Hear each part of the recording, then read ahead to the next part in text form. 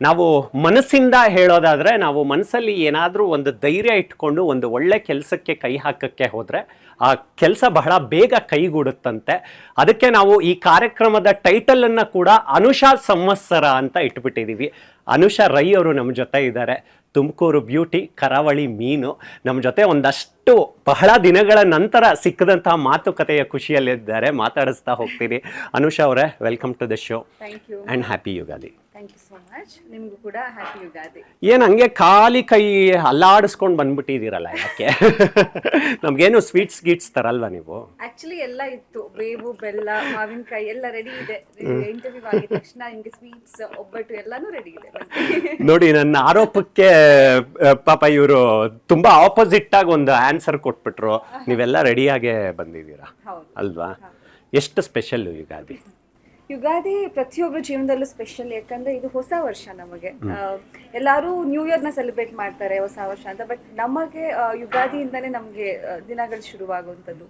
And fresh ಆಗಿ ಹಳ್ಳಿಗಳ ಕಡೆ ಹೇಳಬೇಕು ಅಂತಂದ್ರೆ ಆ ಮಾವಿನ ಚಿಗುರು, ಬೇವು ಇದೆಲ್ಲಾನು ಇಟ್ಟು ನಾವು ಪೂಜೆ ಮಾಡಿ ಬೇವು ಬೆಲ್ಲ ಅಂದ್ರೆ ಲೈಫ್ನ ಸಿಹಿ ಕಹಿ ಎರಡನ್ನೂ ಒಟ್ಟಿಗೆ ಸ್ವೀಕಾರ ಮಾಡೋಣ ಅಂತ ಸೆಲೆಬ್ರೇಟ್ ಮಾಡುವಂತ ಒಂದು ಹಬ್ಬ.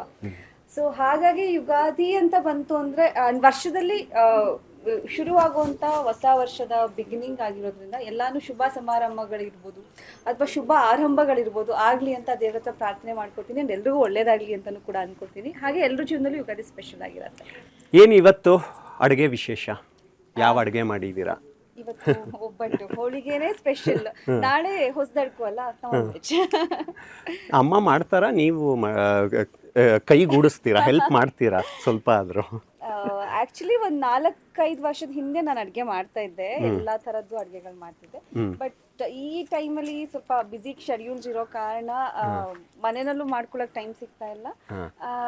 ಊರಿಗೆ ಹೋದಾಗ ಹೆಂಗ್ ಅನ್ಸತ್ತೆ ಅಂತಂದ್ರೆ ಇಷ್ಟು ವರ್ಕ್ ಮಾಡಿ ಮಾಡಿ ಮಾಡಿ ಮನೆಗೆ ಬಂದಾಗ ಅಮ್ಮ ಮಾಡಿದ್ನೇ ತಿನ್ಬೇಕನ್ಸುತ್ತೆ. ಯಾಕಂದ್ರೆ ಹೋಟೆಲ್ದು ಬರೀ ಅಲ್ಲಿ ಶೂಟಿಂಗ್ ಸೆಟ್ಸಲ್ ಫುಡ್ಡು ಇದನ್ನೇ ತಿಂದು ತಿಂದು ಮಮ್ಮಿ ಮಾಡಿರೋದನ್ನ ತಿನ್ಬೇಕು, ಅವ್ರು ಆ ರುಚಿ ನೋಡ್ಬೇಕಂತ ನಾನು ಏನು ಟ್ರೈ ಮಾಡಕ್ ಹೋಗಲ್ಲ. ಆರಾಮಾಗಿ ಬರ್ತೀನಿ, ಹಬ್ಬದ ಊಟ ಮಾಡ್ತೀನಿ, ಹಬ್ಬ ಸೆಲೆಬ್ರೇಟ್ ಮಾಡ್ತೀನಿ, ಮತ್ತೆ ಬ್ಯಾಕ್ ಟು ವರ್ಕ್ ಅಂತ ಹೋಗ್ತೀನಿ.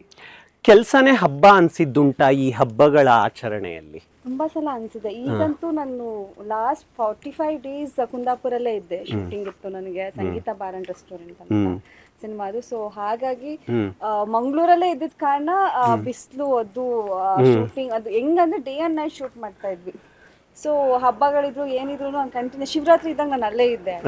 ಸೊ ಇವಾಗ ಒಂಥರ ಯುಗಾದಿ ಮನೆಗೆ ಬಂದಿದ್ದೀನಿ, ಮನೇಲಿ ಸೆಲೆಬ್ರೇಟ್ ಮಾಡ್ತಿರೋದು ಒಂಥರ ಖುಷಿ ಆಗುತ್ತೆ. ಹೌದು, ನೀವೇನಕ್ಕೆ ಸಂಗೀತ ಬರ್ಗೋದ್ರಿ? ಅದೇ ನೀವೇ ಮಾಲೀಕರು ಆ ಬಾರ್ಗೆ? ಸಂಗೀತ ಬಾರ್ ಅಂಡ್ ರೆಸ್ಟೋರೆಂಟ್, ನಾನೇ ಸಂಗೀತ ಸಿನಿಮಾದಲ್ಲಿ. ನೋಡಿ, ಕೋಮಲ್ ಕುಮಾರ್ ಅವ್ರನ್ನ ನಾವು ಬೇರೆ ಬೇರೆ ಪಾತ್ರಗಳಲ್ಲಿ ನೋಡ್ಬಿಟ್ಟಿದೀವಿ. ನೀವು ಕತ್ಲಲ್ಲಿ ದೀಪ ಹಿಡ್ಕೊಂಡಿದ್ದೀರಾ, ಅವರು ಕುದುರೆ ಹತ್ಬಿಟ್ಟಿದ್ದಾರೆ. ಇದೆಲ್ಲ ಸ್ವಲ್ಪ ಶಾಕು ಆಯ್ತು, ಸರ್ಪ್ರೈಸು ಆಯ್ತು ನಮ್ಗೆ. ಆಕ್ಚುಲಿ ನೀವು ದೀಪ ಇಟ್ಕೊಂಡಿರೋದು ಏನ್ ನೋಡಿದ್ರೆ ಅದು ಸಾಹಿತಿ ಪಾತ್ರ. ಸೊ ಸಿನಿಮಾದಲ್ಲಿ ಡ್ಯೂಯಲ್ ಕ್ಯಾರೆಕ್ಟರ್ ಇದೆ, ನನ್ಗೆ, ಕೋಮಲ್ ಸರ್ಗೆ, ಮೇಘ್ನಾ ಮ್ಯಾಮ್ಗೆಲ್ಲರಿಗೂ. ಅದು ಹೆಂಗೆ ಅಂತಂದ್ರೆ first half Sangeetha bar and restaurant, second half ಇದು ದೇವರ ತಾಣ ಅಂತ ಬರುತ್ತೆ, ಆ ದೇವರ ತಾಣ ಸೆಕೆಂಡ್ ಆಫ್ ಬರುತ್ತೆ. ಸೊ ಡ್ಯೂಯಲ್ ಈವನ್ ಪ್ರೆಸೆಂಟ್ ಮತ್ತೆ ಹಿಸ್ಟಾರಿಕ್ ಅಂದ್ರೆ ಹಿಂದಿಂದು ಮತ್ತೆ ಇವತ್ತಿಂದು ಏನಿದೆ ಅದನ್ನ ತೋರಿಸಿರುವಂತ ಸಿನಿಮಾ. ತುಂಬಾ ಸ್ಕ್ರೀನ್ ಪ್ಲೇ ತುಂಬಾ ಚೆನ್ನಾಗಿದೆ ಅಂಡ್ ಡಿಫ್ರೆಂಟ್ ಆಗಿರುವಂತ ಒಂದು ಕಾನ್ಸೆಪ್ಟ್ ಇದು. ಆ ಶೂಟಿಂಗ್ ಎಕ್ಸ್ಪೀರಿಯನ್ಸು ತುಂಬಾ ಎಂಜಾಯ್ ಮಾಡಿದ್ರಿ ಅಂತ ಅನ್ನಿಸ್ತು ನಮಗೆ. ಮೇಕಿಂಗ್ ಫೋಟೋಸ್ ಎಲ್ಲ ನೋಡ್ತಾ ಇದ್ವಿ. ಅಂದರೆ ಯಾವುದೋ ಒಂದು ಬೇರೆ ಲೋಕಕ್ಕೆ ಹೋಗಿ ನಮ್ಮನ್ನು ನಾವು ತೊಡಗಿಸ್ಕೊಳ್ಳೋದು ಒಂಥರ ಚಾಲೆಂಜು ಹೌದು, ಅದೊಂದು ಇಂಟರ್ನಲ್ ಸ್ಯಾಟಿಸ್ಫ್ಯಾಕ್ಷನ್ ಕೊಡುತ್ತೆ ಆರ್ಟಿಸ್ಟ್ಗಳಿಗೆ. ಅದು ಆ್ಯಕ್ಚುಲಿ ನಾನು ಮೈಥಾಲಜಿ ಮಾಡಿದ್ದೆ ಫಸ್ಟ್ ಟೈಮ್ ಆಯಿತು. ಫುಲ್ ಕಂಪ್ಲೀಟ್ ಸೆಟ್ ಹಾಕಿದ್ರು. ಅದು ಹೆಂಗೆ ಅನ್ನಿಸ್ತಾ ಇತ್ತು ಅಂದರೆ ನಾವು ಆಲ್ಮೋಸ್ಟ್ 2 AM ವರೆಗೂ ಶೂಟ್ ಮಾಡ್ತಾ ಇದ್ವಿ. ಬೆಳಗ್ಗೆ ಶುರುವಾದರೆ ಆ ಒಂದು ಸೆಟ್ ಒಳಗಡೆ ಇದ್ದಾಗ ಆ ಒಂದು ಅಟೈರ್ ಕೂಡ ಅದೇ ಥರ ಒಂದು ರಾಣಿ ಗೆಟಪ್ ಇರ್ತಾ ಇತ್ತು, ಒಂಥರ ಪ್ರಿನ್ಸಸ್ ಲುಕ್ಕಲ್ಲಿ ಇರ್ತಾ ಇದ್ದೆ. ಸಾಹಿತಿ ಇಸ್ ಲೈಕ್ ಅ ಪ್ರಿನ್ಸಸ್. ಆ ಲುಕ್ಕಲ್ಲಿ ಇದ್ದಾಗ ನನಗೆ ಕಂಟಿನ್ಯೂಸ್ ಅಷ್ಟು ದಿನ 1 ಮಂತ್ ಮೇಲೆ ನಾವು ಶೂಟ್ ಮಾಡಿದ್ದ ಕಾರಣ ನನಗೆ ಆಲ್ರೆಡಿ ಆ ಒಂದು ಲೋಕಕ್ಕೆ ಹೋಗ್ಬಿಟ್ಟಿದ್ದೆ ಅನ್ನೋ ಥರ ಫೀಲ್ ಆಗ್ತಾ ಇತ್ತು ನನಗೆ. ಆ್ಯಂಡ್ ಭಾಷೆನೂ ಇರ್ಬೋದು, ನಮ್ಮ ಡೈಲಾಗ್ಸ್ ಎಲ್ಲ ಪ್ರಾಪರ್ ಕನ್ನಡ, ಹಳೆ ಕನ್ನಡ ಥರ, ಅದೊಂಥರ ಖುಷಿ ಆಗ್ತಾ ಇತ್ತು. ಅಂಡ್ ಅಲ್ಲಿ ಅನುಷಾ ಆಗಿರ್ಲಿಲ್ಲ ಅಂಡ್ ಸಂಗೀತನೂ ಆಗಿರ್ಲಿಲ್ಲ, ಸಾಹಿತಿ. ಅದೊಂದು ಚಂದ ಅನಿಸ್ತಾ ಇತ್ತು. ಅಂಡ್ ಮೇಘ್ನಾ ಮ್ಯಾಮು ನಾವು ಎಲ್ಲ ಸೆಟ್ಟಲ್ಲಿ ತುಂಬಾ ಎಂಜಾಯ್ ಮಾಡ್ತಿದ್ವಿ. ನಮ್ಮ ಡೈರೆಕ್ಟರ್ ಸರಿಗೆ ಸಿಕ್ಕಾಬಡೆ ಕಾಲೆಳಿತಾ ಇದ್ವಿ. ಅವರು ಇಸ್ ಲೈಕ್ ವೆರಿ ಟ್ಯಾಲೆಂಟೆಡ್. ಒಂದು ತುಂಬ ಚೆನ್ನಾಗಿ ಸ್ಕ್ರೀನ್ ಪ್ಲೇನ ಮಾಡ್ಕೊಂಡಿದ್ದಾರೆ, ತುಂಬ ಚೆನ್ನಾಗಿ ಕತೆನ ಮಾಡ್ಕೊಂಡಿದ್ದಾರೆ. ಆ್ಯಂಡ್ ಅವ್ರು ಏನು ನಮಗೆ ಕತೆ ಹೇಳಿದ್ರು ಅದಕ್ಕಿಂತ ಅದ್ಭುತವಾಗಿ ಬಂತು ವಿಷುವಲ್ಸ್. ಈಗ ನಿಜ ಹೇಳಿ, ಈಗ ಕೋಮಲ್ ಕುಮಾರ್ ಅವರು ಮೂಲತಃ ಹಾಸ್ಯ ನಟರಾದ್ರೂ ಸೆಟ್ಟಲ್ಲಿ ಇರುವಾಗ ತುಂಬಾ ಸೀರಿಯಸ್ ಆಗಿರ್ತಾರೆ ಅಂತ ನಾವು ಕೇಳ್ಪಟ್ಟಿದೀವಿ. ಅಂದ್ರೆ ನಾವು ಮಾಡ್ತಾ ಇರೋ ಕ್ಯಾರೆಕ್ಟ್ರು ಯಾವ ತರ ಬರಬೇಕು ಅನ್ನೋದಕ್ಕೆ ತುಂಬಾ ಸೀರಿಯಸ್ ಆಗಿ ಥಿಂಕ್ ಮಾಡ್ತಾ ಇರ್ತಾರೆ, ವರ್ಕ್ ಮಾಡ್ತಾ ಇರ್ತಾರೆ ಕ್ಯಾರೆಕ್ಟರ್ ಮೇಲೆ. ನೀವು ಮೇಘನಾ ಇಬ್ರು ಇದ್ದೀರಾ, ಇಬ್ರಲ್ಲಿ ಯಾರು ಜಾಸ್ತಿ ತುಂಬಾ ತರಲೆ ಮಾಡಿದ್ದು? ಮೇಘನಾ ಮ್ಯಾಮ್ ಅವರೇ ಮಾಡಿದ್ದ? ಅವರು ಮೇಘನಾ ಮ್ಯಾಮ್ ಅಂತ ಎಷ್ಟು ನಗಿಸ್ತಾರೆ ಅಂದ್ರೆ ma'am I missing you actually. ಸಿಕ್ಕಾಬಟ್ಟೆ ತಮಾಷೆ ಮಾಡ್ತಾರೆ, ಸಿಕ್ಕಾಬಟ್ಟೆ ಕಾಲು ಎಳಿತಾರೆ ಎಲ್ಲರಿಗೂ. ಅಂಡ್ ಸುಮ್ಮನೆ ಸೀರಿಯಸ್ ಆಗಿ ಕಾಮಿಡಿ ಮಾಡ್ಬಿಡ್ತಾರೆ. ನಾನು ಸಡನ್ ಆಗಿ ಹಿಂಗ್ ನೋಡ್ತಾ ಇದ್ದೆ, ನಗು ಬರ್ತಾ ಇತ್ತು. ಎಷ್ಟೇ ಅದು ಹೇಳಿದ್ನಲ್ಲ, ಕ್ರೈಯಿಂಗ್ ಸೀನ್ಸ್ ಇದ್ರೂನು ಕಟ್ಟ ತಕ್ಷಣ ನಗ್ತಾ ಇದ್ವಿ. ಸೊ ಆ ತರ ಶೀ ಇಸ್ ಲೈಕ್ ಏನೋ ಅಂದ್ರೆ she is also multi talented. Comedy ಮಾಡ್ತಾರೆ, ಹಾಡ್ ಹೇಳ್ತಾರೆ, ಡಾನ್ಸ್ ಮಾಡ್ತಾರೆ, ಆಕ್ಟಿಂಗ್ ಸಕ್ಕತ್ತಾಗಿ ಮಾಡ್ತಾರೆ. And I just loved her to be honest. ನಿಮ್ 3 ಜನದ ಕಾಂಬೋ ತುಂಬಾ ಚೆನ್ನಾಗಿ ಕಾಣಿಸ್ತಾ ಇದೆ ಫ್ರಾಂಕ್ಲಿ ಸ್ಪೀಕಿಂಗ್. ಸಂದೇಶ್ ಶೆಟ್ಟರ್ ಹತ್ರ ಯಾವಾಗಲೂ ಮಾತಾಡುವಾಗ್ಲೂ ಹೇಳ್ತಾ ಇದ್ರು ಇಲ್ಲ ಚೆನ್ನಾಗಿ ಬರ್ತಾ ಇದೆ ಸಿನಿಮಾ ಅಂತ. ನೀವು ಒಂದಷ್ಟು ಸೀರೀಸ್ ಆಫ್ ಸಿನಿಮಾಗಳನ್ನ ಮಾಡ್ಕೊಂಡು ಸೋಲು ಗೆಲುವು ಎಲ್ಲ ನೋಡಿರ್ತೀರಾ. ಈ ಥರ ಎಲ್ಲ ಟ್ಯಾಲೆಂಟೆಡ್ಗಳು ಒಂದೇ ಸಲ ಒಂದೇ ಒಳ್ಳೆ ಪ್ರಾಜೆಕ್ಟ್ ಕೈ ಹಾಕಿದಾಗ ನಿಮಗೂ ಒಂದು ಹೊಸ ಭರವಸೆ ಓಪನ್ ಆಗುತ್ತೆ. ಓ ಇಲ್ಲ ಈಗೇನೋ ಚೆನ್ನಾಗಿ ಆಗ್ತಿದೆ ಅಂತ ಆ ಫೀಲಿಂಗ್ ಬಂತ ನಿಮಗೆ? Definitely yes. ಈ ಸಿನಿಮಾ ಶೂಟಿಂಗ್ ಮಾಡಿದ ಮೊದಲನೇ ದಿನದಿಂದ ನಾನು ಲಾಸ್ಟ್ ಆ ಸೆಟ್ ಮುಗಿಸ್ಕೊಂಡು ಬರೋವರೆಗೂ ನನಗೆ ಅನಿಸಿದ್ದು ತುಂಬ ಚೆನ್ನಾಗಿ ವಿಷುವಲ್ಸ್ ಬರ್ತಾ ಇದೆ, ತುಂಬ ಚೆನ್ನಾಗಿ ಮಾಡ್ತಾ ಇದ್ದಾರೆ. ಆ್ಯಂಡ್ ನನ್ನ ಪಾತ್ರಕ್ಕೆ ತುಂಬ ತೂಕ ಇದೆ. ಆ್ಯಂಡ್ ಡ್ಯುಯಲ್ ಕ್ಯಾರೆಕ್ಟರ್ ಮಾಡ್ತಿರೋದ್ರಿಂದ ಸಂಗೀತ ಸಾಹಿತಿ ಇಬ್ಬರು ಇರೋದ್ರಿಂದ ಅಂದರೆ ನೀವು ಸಿನಿಮಾ ನೋಡಿದಾಗ ನಂದು ಆಲ್ಮೋಸ್ಟ್ ಒಂದು 10 ಥರ ಗೆಟಪ್ಸ್ ಇರುತ್ತೆ. ಸಂಗೀತದಲ್ಲಿ ಒಂದು ಲಂಗ ದಾವಣಿ ಇರ್ಬೋದು, ಸೀರೆ ಇರ್ಬೋದು, ಆ್ಯಂಡ್ ರಿಚ್ ಲುಕ್ಸ್ ಇರ್ಬೋದು. ಅಗೇನ್ ಸಾಹಿತಿ ಅಂತ ಬಂದಾಗ ಸಾಹಿತಿಗೂ ಡಿಫ್ರೆಂಟ್ ಕೈಂಡ್ ಆಫ್ ಕಾಸ್ಟ್ಯೂಮ್ಸು. ಆಮೇಲೆ ಕ್ಲಾಸಿಕಲ್ ಡ್ಯಾನ್ಸ್ ಇದೆ. ಸಾಂಗ್ ತುಂಬ ಚೆನ್ನಾಗಿ ಮೂಡಿ ಬಂದಿದೆ. ಸಾಂಗ್ ಅಂತೂ ಎಕ್ಸ್ಟ್ರಾರ್ಡಿನರಿಯಾಗಿ ಬಂದಿದೆ. ಆ ಸಾಂಗ್ ನೋಡಿದಾಗಲೇ ಅನಿಸ್ತು ನನಗೆ ಓಕೆ ಒಂದು ಭರವಸೆಯ ಒಂದು ಪಾತ್ರ, ಕತೆ ಆ್ಯಂಡ್ ಒಂದು ಸಿನಿಮಾ ಮಾಡಿದ್ದೀನಿ ಅನ್ನೋದೊಂದು ಖುಷಿ ಇದೆ. ಆ್ಯಂಡ್ ಎಂಟೈರ್ ಟೀಮ್ಗೆ ಥ್ಯಾಂಕ್ಸ್ ಹೇಳಬೇಕು. ಬಿಕಾಸ್ ಆ ಒಂದು ಪಾತ್ರಕ್ಕೆ ನನ್ನನ್ನೇ ಚೂಸ್ ಮಾಡಿ, ನನ್ನನ್ನೇ ಕಾಸ್ಟ್ ಮಾಡಿ, ನನ್ನ ಮೇಲೆ ಒಂದು ಭರವಸೆ ಇಟ್ಟು ಅದು ನನ್ನ ಕೈಯಲ್ಲಿ ಮಾಡಿಸಿದ್ದಕ್ಕೆ. ಈಗ ನೀವು ಒಂದು ಆಣೆ ಪ್ರಮಾಣ ಮಾಡ್ಬೇಕು ನಮಗೆ. ಅಂದರೆ ನೀವು ಜಾಸ್ತಿ ರಿಯಲ್ ಲೈಫಲ್ಲಿ ಸುಳ್ಳು ಹೇಳಲ್ಲ, ನಮಗೆ ಗೊತ್ತಿದೆ. ಹೆಣ್ಮಕ್ಳು ಸುಳ್ಳು ಹೇಳ್ತಾರೆ ಜಾಸ್ತಿ? ಎಲ್ಲರೂ ಸುಳ್ಳು ಹೇಳ್ತಾರೆ. ಅದಕ್ಕೆ ಯಾವುದೇ ಹುಡುಗ ಹುಡುಗಿರು ಅಂತ ಏನೋ ಭೇದ ಭಾವ ಏನಿಲ್ಲ. ಅಕಾರ್ಡಿಂಗ್ ಟು ಸಿಚುಯೇಷನ್ ಸುಳ್ಳು ಹೇಳ್ಬೇಕಾ ಸತ್ಯ ಹೇಳ್ಬೇಕಾ ಸಿಚುಯೇಷನ್ಸ್ ಮೇಲೆ ಡಿಪೆಂಡ್ ಆಗಿರುತ್ತೆ. ಆಯಿತು, ಆಣೆ ಪ್ರಮಾಣ ಮಾಡಿದ್ದೀರಾ ಅಂದ್ಕೊಳ್ತೀನಿ. ನೀವು ರೆಡಿ ಆಗಕ್ಕೆ ನಿಜವಾಗ್ಲೂ ಎಷ್ಟು ಗಂಟೆ ತಗೊತೀರಾ? ಟು ಬಿ ಹಾನೆಸ್ಟ್ ಆಣೆ ಮಾಡೇ ಹೇಳ್ತೀನಿ, ನಾನೊಬ್ಳೆ ರೆಡಿ ಆಗ್ತೀನಿ ಅಂತಂದ್ರೆ ನನಗೆ ಈಗ ಯಾರಾದ್ರು ಪಿಕಪ್ ಬಂದ್ರೆ ಗೇಟಲ್ಲಿ ನಂದು ಅಪಾರ್ಟ್ಮೆಂಟ್ ಅಲ್ವಾ, ನೋಟಿಫಿಕೇಶನ್ ಬರುತ್ತೆ ನೋಡಿ ಇದು ಎಂಟರ್ಡ್ ಅಂತ. ಹಂಗಂದಿದ ತಕ್ಷಣ ಟಕ್ ಫೇಸ್ ವಾಶ್ ಮಾಡ್ಕೊಂಡು 5 ನಿಮಿಷಕ್ಕೆ ರೆಡಿ ಆಗ್ಬಿಟ್ಟು ಕೆಳಗೆ ಬರ್ತೀನಿ. ಆ ಒಂದು ಕೇಪಬಿಲಿಟಿನೂ ಇದೆ. ಬಟ್ ಸಮ್ಟೈಮ್ಸ್ ಈಗ ನಾವು ಇಷ್ಟು ರೆಡಿ ಆಗಬೇಕು, ಇವತ್ತೇನು ರೆಡಿ ಆಗಿದ್ದೀನಿ, ಇದಕ್ಕೆ ಮೇಕಪ್ ಆರ್ಟಿಸ್ಟು, ಹೇರ್ ಸ್ಟೈಲಿಸ್ಟು, ಆಮೇಲೆ ಸ್ಯಾರಿ ಡ್ರೇಪರ್ ಇಷ್ಟೆಲ್ಲ ಬೇಕಂದಾಗ ಅಟ್ಲೀಸ್ಟ್ 1 hour ಬೇಕೇ ಬೇಕಾಗತ್ತೆ. ಮೇಕಪ್ ಆರ್ಟಿಸ್ಟ್ ಬಂದರೆ ಅದು ನಂಗೆ ಗೊತ್ತಿಲ್ಲ. ನನಗೆ ಆ್ಯಕ್ಚುಲಿ ಮೇಕಪ್ ಮಾಡ್ಕೊಳ್ಳೋಕ್ಕೆ ನಂದು ತುಂಬ ಸಿಲ್ಕಿ ಹೇರ್ಸ್, ಏನು ಮಾಡಿದ್ರು ಹೇರ್ ಸ್ಟೈಲ್ ನಿಲ್ಲಲ್ಲ. ಹೇರ್ ಸ್ಟೈಲಿಸ್ಟ್ ಬೇಕೇ ಬೇಕಾಗುತ್ತೆ. ಬಟ್ ನಾನೊಬ್ಳೆ ಇದ್ದಾಗ free hairs, just serum, moisturiser, mascara and eyebrow, lipstick, lip glass, ಇದು 5 ನಿಮಿಷಕ್ಕೆ ಮುಗ್ದೋಗತ್ತೆ. ನಾನೊಬ್ಳೆ ಇಷ್ಟೇ ರೆಡಿ ಆಗೋದು. ಮೇಕಪ್ ಆರ್ಟಿಸ್ಟ್ ಇದ್ದಾಗ 1 hour ಬೇಕು.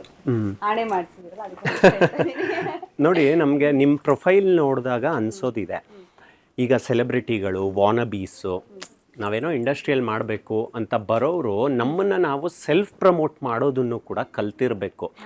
ಅಂದರೆ ಯಾರು ನಮ್ಮ ಸ್ಟೆಪ್ ಹಿಂದೆ ನಿಂತ್ಕೊಂಡು ನಮಗೋಸ್ಕರ ಯಾರು ಕೆಲಸ ಮಾಡಲ್ಲ ಅನ್ನೋದನ್ನು ನೀವು ಸ್ಟಾರ್ಟಿಂಗಿಂದನೂ ಅರ್ಥ ಮಾಡ್ಕೊಂಡು ಬಂದಿದ್ದೀರಾ. ಎಷ್ಟು ಮುಖ್ಯ ಆಗುತ್ತೆ ನಮ್ಮನ್ನು ನಾವು ಪೋರ್ಟ್ರೇ ಮಾಡ್ಕೊಳ್ಳೋದು. ಏನಕ್ಕಂದರೆ ನೀವು ಈ ಹಬ್ಬದ ಸೀಸನ್ಗಳು ಬರುವಾಗ ಫೋಟೋ ಶೂಟ್ ಮಾಡಿಸೋದು, ಅದನ್ನು ಅಪ್ಲೋಡಿಂಗ್ ಮಾಡೋದು, ಈ ಥರ ಎಲ್ಲ ಮಾಡ್ತೀರಾ, ಅದನ್ನು ನೋಡ್ತಾ ಇರ್ತೀವಿ. ಸೊ ಕೇಳಿದೆ ಅದಕ್ಕೆ. ಅಂದರೆ ಬರೀ ಇಂಡಸ್ಟ್ರಿಯನ್ನೇ ಅಷ್ಟೇ ಅಲ್ಲ, ನನ್ನ ಜೀವನದಲ್ಲಿ ಇವತ್ತವರೆಗೂ ನಾನು ಏನೇ ಮಾಡಿದ್ರು ಲೈಕ್ ವಿತೌಟ್ ಎನಿಬಡಿ ಸಪೋರ್ಟ್. ಹಂಗಂತಂದ್ಬಿಟ್ಟು ಅಂದರೆ ಮಮ್ಮಿ ಡ್ಯಾಡಿ ಏನು ಮಾಡಿಲ್ಲ ಅಂತಲ್ಲ, ಅವ್ರ ಸಪೋರ್ಟ್ ಅಂದರೆ ಅವ್ರ ಸಪೋರ್ಟ್ ಏನಂತಂದರೆ ದೇ ಬಿಲೀವ್ ಇನ್ ಮೀ ಅಲ್ಲ, ಅವ್ರು ನನ್ನ ಮೇಲೆ ಇಟ್ಟಿರುವಂಥ ಒಂದು ಭರವಸೆ, ಒಂದು ನಂಬಿಕೆ ಅಂಡ್ ಆ ಒಂದು ಟ್ರಸ್ಟ್ ಇಂದಾನೆ ಇವತ್ತು ನಾನು ಇಲ್ಲಿರೋದಕ್ಕೆ ಸಾಧ್ಯ.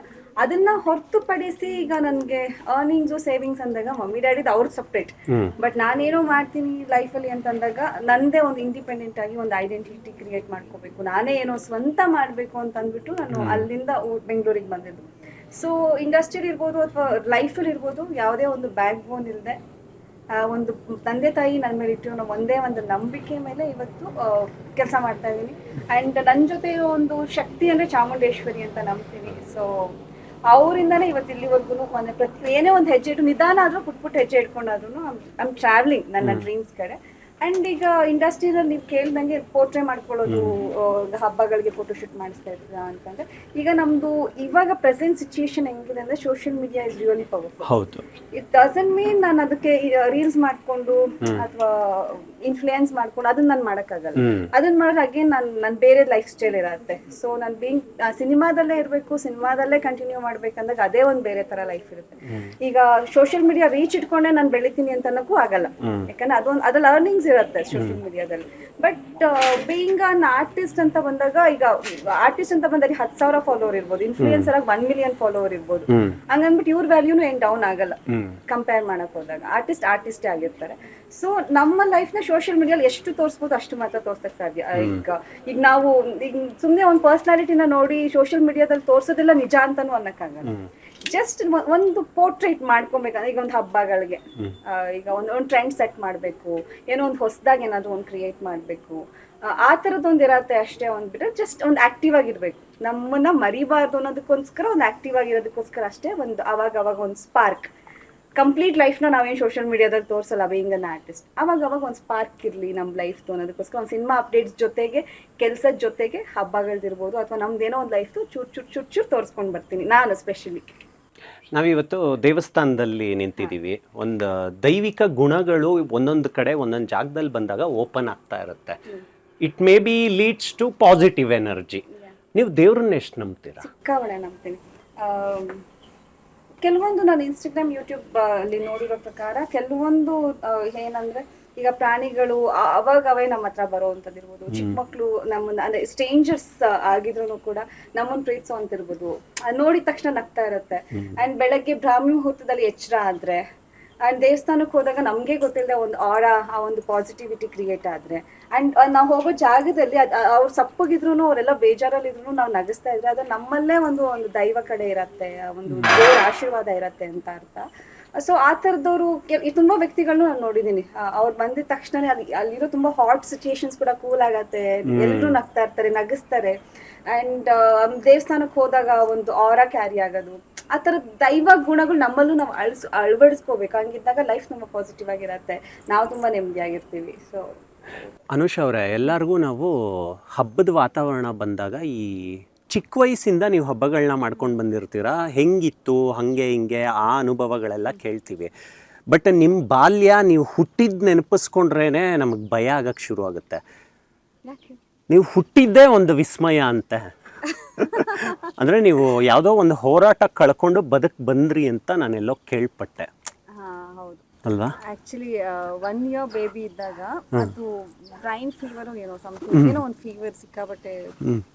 ಅಂದರೆ ನನಗೆ ಉಸಿರಾಡ್ತಾ ಇದ್ದೀನಿ, ಪ್ರಜ್ಞೆ ಇಲ್ಲ ಅಂತ ನನ್ನ ಮನೇಲಿ ಹೇಳಿರೋ ಸ್ಟೋರಿ. ನನ್ನ 1 ವರ್ಷದ ಪಾಪು ಅಂದರೆ ಹಾಸ್ಪಿಟಲ್ಗೆ ಎತ್ಕೊಂಡು ಬಂದಿದ್ದಾರೆ. ಡಾಕ್ಟರ್ ಎಲ್ಲ ಡಾಕ್ಟರ್ಸ್ ಹೇಳಿದ್ರಂತೆ, ಇಲ್ಲ ಅಷ್ಟೇ ಉಳಿಯಲ್ಲ, ಕರ್ಕೊಂಡು ಹೋಗ್ಬಿಡಿ, ಸ್ವಲ್ಪ ಉಸಿರಿದೆ ಅಷ್ಟೇ, ಸ್ವಲ್ಪ ಹೊತ್ತು ತಕ್ಷಣ ಅಡ್ಮಿಟ್ ಮಾಡಿಕೊಂಡು ಸುಮ್ಮನೆ ನಿಮಗೇನೆ ಬಿಲ್ಸು ಚಾರ್ಜಸ್ ಎಲ್ಲ ಜಾಸ್ತಿ ಆಗತ್ತೆ ಅಂತ ಹೇಳಿ ಎಲ್ಲ ಹಾಸ್ಪಿಟಲ್ಲು ಅಡ್ಮಿಟೇ ಮಾಡ್ಕೊಳ್ತಾ ಇರಲಿಲ್ಲ ಅಂತ.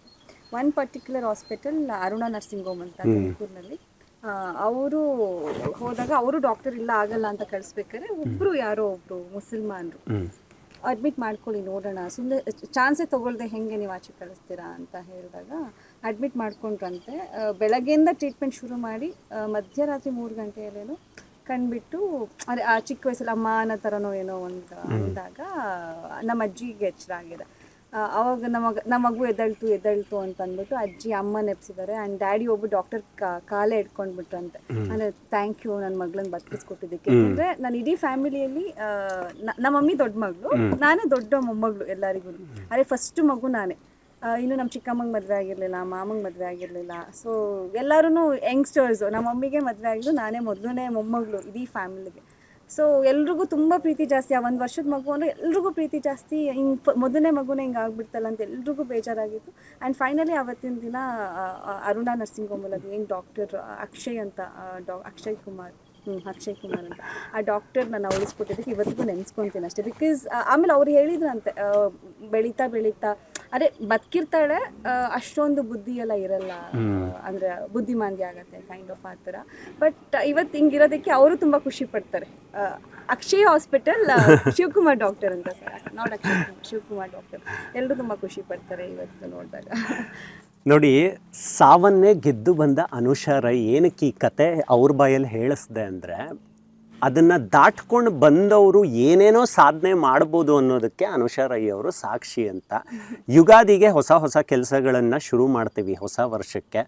ಅನುಷಾ ರೈ ಅವರು ಕೂಡ ಒಂದಷ್ಟು ಹೊಸ ಪ್ರಾಜೆಕ್ಟ್ಗಳ ಭಾಗವಾಗ್ತಾ ಇದ್ದಾರೆ. ಅವ್ರ ಬಾಯಿಂದನೇ ಕೇಳಿ ತಿಳ್ಕೊಳ್ಳೋಣ. ನೀವು ಸೆಲೆಕ್ಷನ್ ಯಾವ ಥರ ಮಾಡ್ತೀರಾ ಅಂತ ಒಂದು ಕುತೂಹಲ. ಏನಕ್ಕಂದರೆ ಇವಾಗ ಒಂದು ಸಿನಿಮಾ ಕ್ಲಿಕ್ ಆದಾಗ ಒಂದು 4-5 ಪ್ರಾಜೆಕ್ಟ್ಗಳು ಬರುತ್ತೆ. ಕೆಲವ್ರದ್ದು ಮೆಥಡಾಲಜಿಗಳು ಇದ್ದೇ ಇರುತ್ತೆ. ಇಂಥ ಪ್ರೊಡಕ್ಷನ್ ಹೌಸ್ಗಳ ಜೊತೆ ಕೆಲಸ ಮಾಡೋಣ, ಅಥವಾ ನಮ್ಮ ಕ್ಯಾರೆಕ್ಟರ್ ಇಷ್ಟ ಆದರೆ ಪ್ರೊಡಕ್ಷನ್ ಹೌಸ್ ಯಾವುದೇ ಇರಲಿ, ಡೈರೆಕ್ಟರ್ ಯಾರೇ ಇರಲಿ ಮಾಡಿಬಿಡೋಣ ಅಂತ. ನಿಮ್ಮ ವರ್ಕ್ ಥಿಯರಿ ಏನು? ಆ್ಯಕ್ಚುಲಿ ಇವಾಗ ಇಷ್ಟು ದಿನಾನು ಮಾಡ್ಕೊಂಡು ಬಂದಿರೋದು ಒಂದು ಇಂಥ ಪ್ರೊಡಕ್ಷನಲ್ಲೇ ಮಾಡಬೇಕು, ಇಂಥ ಹೀರೋ ಜೊತೆನೇ ಮಾಡಬೇಕು, ಇಂಥ ಡೈರೆಕ್ಟರ್ ಜೊತೆನೇ ಮಾಡಬೇಕು ಅಂದ್ಕೊಂಡೇ ಇದ್ದರೆ ಬಹುಶಃ ಕಷ್ಟ ಆಗ್ತಿತ್ತು ಅನ್ಸುತ್ತೆ ಇಂಡಸ್ಟ್ರಿನಲ್ಲಿ.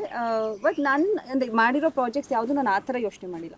ನನ್ನ ಪಾತ್ರಗಳು ಯಾವ ಥರ ಇದೆ, ಅದಕ್ಕೆ ವೆಯ್ಟೇಜ್ ಎಷ್ಟಿದೆ, ನನ್ನ ಪಾತ್ರ ಅಂದರೆ ನಾನು ಅಲ್ಲದೆ ಇರೋದು ಕೆಲವೊಂದು ಪಾತ್ರಗಳಿರುತ್ತೆ. ಆ್ಯಂಡ್ ಸಿನಿಮಾದಲ್ಲಿ ಬರೀ ಸಾಂಗ್ಸ್ ಅಷ್ಟೇ ಅಲ್ಲದೆ 1-2 ಸೀನ್ಸ್ ಅಷ್ಟೇ ಅಲ್ಲದೆ ಸಿನಿಮಾ ಥ್ರೂ ಔಟ್ ಕ್ಯಾರಿ ಆಗುವಂಥ ಒಂದು ಪಾತ್ರ. ಈ ಥರ ಇದ್ದಾಗ ನಾನು ಡೆಫಿನೆಟ್ಲಿ ಅದನ್ನು ಎಕ್ಸೆಪ್ಟ್ ಮಾಡ್ತೀನಿ. ಆ್ಯಂಡ್ ಕ್ವಾಲಿಟಿ ಇರಬೇಕು ಸಿನಿಮಾ ಅಷ್ಟೇ, ಒಳ್ಳೆ ಮೇಕಿಂಗ್ ಇರಬೇಕು, ಕ್ವಾಲಿಟಿ ಇರಬೇಕು, ಅದು ಎಕ್ಸ್ಪೆಕ್ಟ್ ಮಾಡ್ತೀನಿ. ಅದ್ರ ಜೊತೆ ಒಳ್ಳೆ ಕತೆ, ನನ್ನ ಪಾತ್ರಕ್ಕೆ ಒಂದು ತೂಕ ಇರುವಂಥ ಒಂದು ಸಬ್ಜೆಕ್ಟ್ಸ್ ಇರಬೇಕು. ಸೊ ಇವಾಗ ನಾನು ಲಾಸ್ಟ್ ಇಯರಿಂದ ಇಲ್ಲಿಗೆ 4 ಪ್ರಾಜೆಕ್ಟ್ಸ್ನ ಸೈನ್ ಮಾಡಿದೆ. ಅದರಲ್ಲಿ ಮಹಾಕವಿ ಪಂಪ ಅಂತ ಕಿಶೋರ್ ಸರ್ ಅವ್ರ ಹೀರೋ, ಗೊತ್ತಾಯ್ತಲ್ಲ. ಅದರಲ್ಲಿ ಡೈರೆಕ್ಟರ್ ಬಂದು ಬರ್ಗೂರು ರಾಮಚಂದ್ರಪ್ಪ ಅವರು, ನಮ್ಮ ತುಮಕೂರವರು. ಆ್ಯಂಡ್ ಹಿರಿಯ ಸಾಹಿತಿಗಳು. ಆ್ಯಂಡ್ ಅವ್ರ ಜೊತೆ ಕೆಲಸ ಮಾಡಬೇಕಂತ ತುಂಬ ದಿನದಿಂದ ಆಸೆ ಇತ್ತು. ಆ್ಯಂಡ್ ಆ ಒಂದು ಪ್ರಾಜೆಕ್ಟ್ ಬಂದ ತಕ್ಷಣ ತುಂಬ ಖುಷಿ ಆಯಿತು.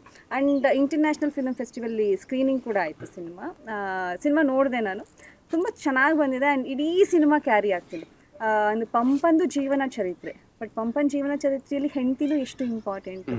ಅಂದರೆ ಒಂದು ಮಹಾಕವಿಗಳಾದರೂ ಕೂಡ ಹೆಂಡತಿಗೆ ಎಷ್ಟು ಪ್ರಾಮುಖ್ಯತೆ ಇದೆ, ಎಷ್ಟು ಇನ್ಸ್ಪೈರ್ ಆಗಿರ್ತಾರೆ ಒಂದು ಬುಕ್ನ ಬರೆಯೋದಕ್ಕಿರ್ಬೋದು, ಒಂದು ಆಚೆ ಸಮಾಜನ ಫೇಸ್ ಮಾಡೋಕ್ಕಿರ್ಬೋದು, ಮನೇಲಿ ಹೆಂಡತಿ ಎಷ್ಟು ಭಾಗವಾಗ್ತಾಳೆ ಅನ್ನೋದು ಕೂಡ ತುಂಬ ಅದ್ಭುತವಾಗಿ ತೋರಿಸಿದ್ದಾರೆ ನಮ್ಮ ಗುರುಗಳು, ಅಂದರೆ Bargur Ramachandrappa sir. So cinema ಶುರುವಾದಾಗಿಂದ ಎಂಡ್ ಆಗೋವರೆಗೂ ಅಲ್ಲಿ ಬಿ ಆನ್ ದ ಫ್ರೇಮ್, ಬರ್ತಾನೇ ಇರ್ತೀನಿ ಫ್ರೇಮಲ್ಲಿ. ಸೊ ಅದು ತುಂಬ ತೂಕ ಇರುವಂಥ ಪಾತ್ರ. ಅದನ್ನ ಕತೆ ಕೇಳಿದಾಗಲೂ ತುಂಬ ಇಷ್ಟ ಆಯಿತು. ಅದು ತುಂಬ ಚೆನ್ನಾಗಿ ಮೂಡಿ ಬಂದಿದೆ. ಅದು ಮುಗೀತು ಸಿನಿಮಾ ಶೂಟಿಂಗ್ ಎಲ್ಲ. ಲಾಸ್ಟ್ ಸೆಪ್ಟೆಂಬರಲ್ಲಿ ಶುರು ಮಾಡಿ ಡಿಸೆಂಬರ್ಗೆಲ್ಲ ಮುಗಿಸಿದ್ರು. ಆ್ಯಂಡ್ ಸ್ಕ್ರೀನಿಂಗ್ ಕೂಡ ಆಯಿತು. ಅದಾಯಿತು. ಅದಾಗಿದ ತಕ್ಷಣ ಇನ್ನೊಂದು ಪ್ರಾಜೆಕ್ಟು ರವಿಚಂದ್ರನ್ ಸರ್ ಮಗ ಮನೋ ರವಿಚಂದ್ರನ್ ಜೊತೆ, ಅದು ಕೂಡ ಅದ್ಭುತವಾದ ಒಂದು ಕತೆ, ಲಗ್ನಮ್ ಅಂತ.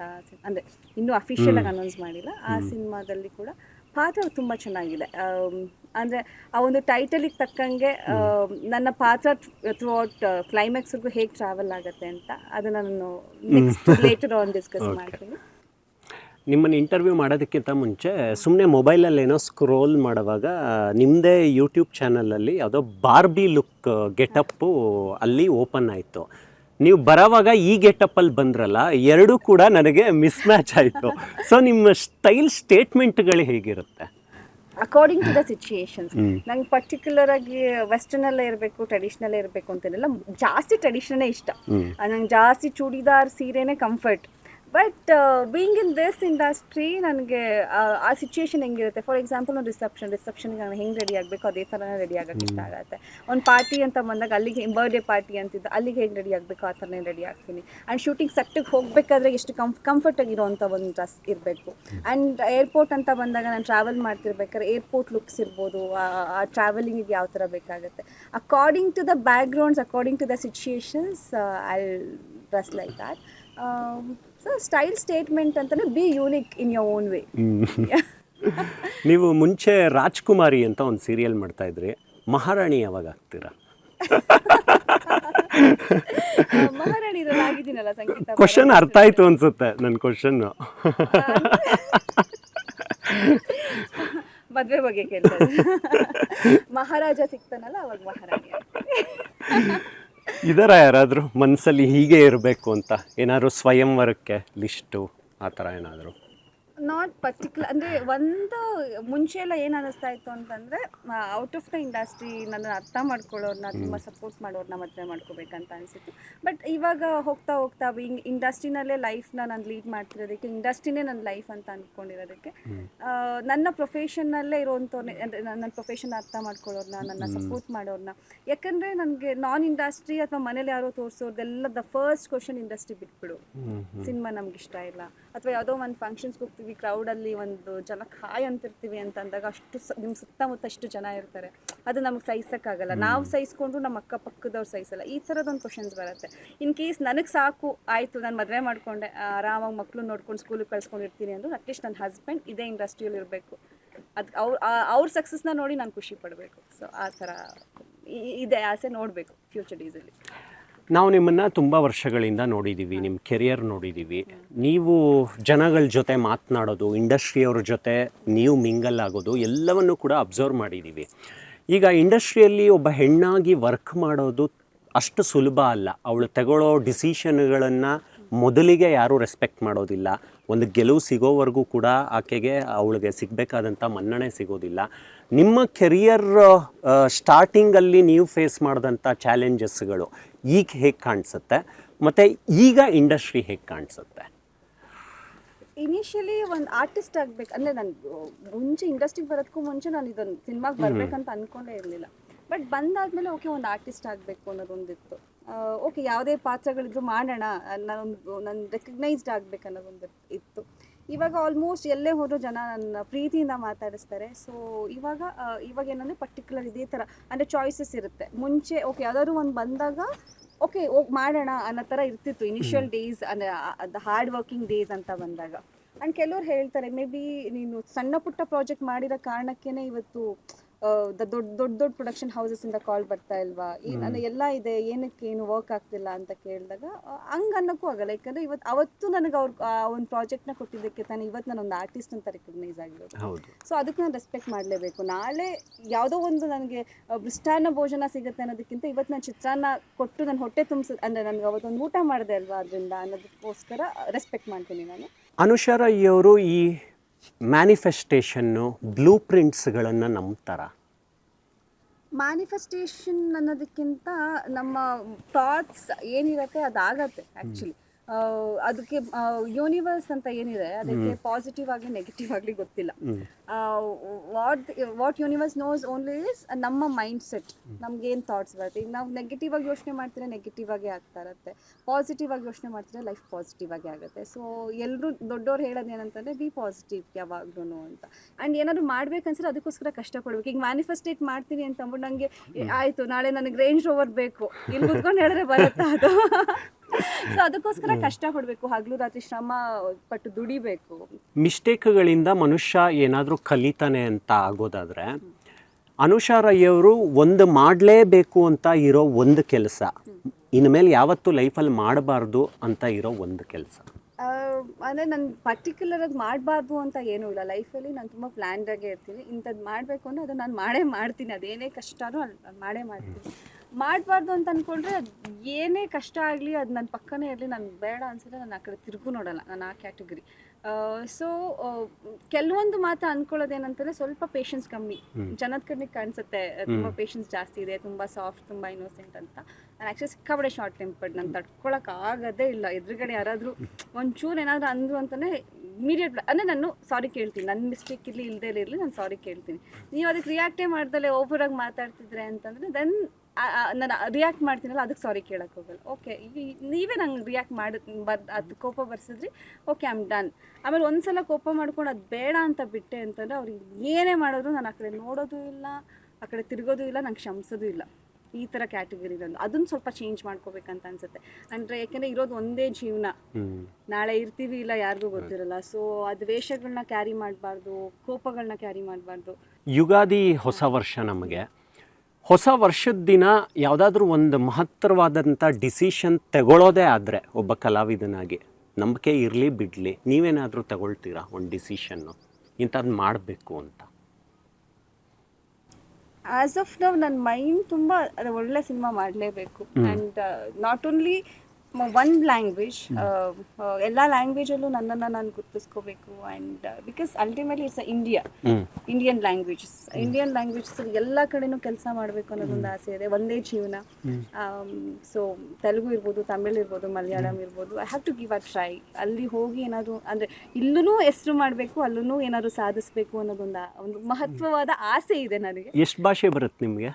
ಕಲಿತಾ ಇದ್ದೀನಿ. ಸೊ ಅದು ಹೇಳಿದ್ನಲ್ಲ, ಆಗದೆ ಇರುವಂಥದ್ದು ಏನಿಲ್ಲ, ನಥಿಂಗ್ ಇಸ್ ಇಂಪಾಸಿಬಲ್ ಅನ್ನೋ ಹಾಗೆ ಪ್ರತಿಯೊಂದು ಕಲಿಬೇಕು, ಮಾಡಬೇಕು, ಅದೊಂದು ಆಸೆ ಇದೆ. ಓಕೆ, ಯುಗಾದಿಗೆ ಬಂದ್ಬಿಡ್ತೀನಿ. ಯುಗಾದಿ ಹಬ್ಬದ ದಿನ ಒಂದು ದೊಡ್ಡ ಸಿನಿಮಾ ರಿಲೀಸ್ ಆಗಬೇಕಾಗಿತ್ತು, ಟಾಕ್ಸಿಕ್ಕು. ಅವರು ಯುದ್ಧಗಳ ಕಾರಣ ಮುಂದೆ ಹೋಗಿದ್ದಾರೆ, ಒಂದಷ್ಟು ಕಾನ್ಫ್ಲಿಕ್ಟ್ಗಳು ನಡೀತಾ ಇದೆ ವರ್ಲ್ಡ್ ವೈಡು. ಈ ಸಿನಿಮಾ ಡೆವಲಪ್ಮೆಂಟ್ಗಳನ್ನ ಅಬ್ಸರ್ವ್ ಮಾಡ್ತಾ ಇರ್ತೀರ ನೀವು ಒಬ್ಬ ಸಿನಿಮಾ ಬಫ್ ಆಗಿ. ಯುಗಾದಿ ದಿನಾನೇ ಒಂದಷ್ಟು ಸಿನಿಮಾಗಳ ರಿಲೀಸ್ ಅನೌನ್ಸ್ಮೆಂಟ್ ಪ್ರತಿ ವರ್ಷ ಆಗ್ತಾ ಹೋಗುತ್ತೆ. ಒಂದಷ್ಟು ದೊಡ್ಡ ದೊಡ್ಡ ಸಿನಿಮಾಗಳು ಲೈನಪ್ಪಲ್ಲಿ ಇದೆ, ಕ್ಯಾನ್ವಾಸ್ಗಳು ಬೇರೆ ಥರ ಆಗ್ತಿದೆ ಈಗ ಕನ್ನಡ ಸಿನಿಮಾಗಳು.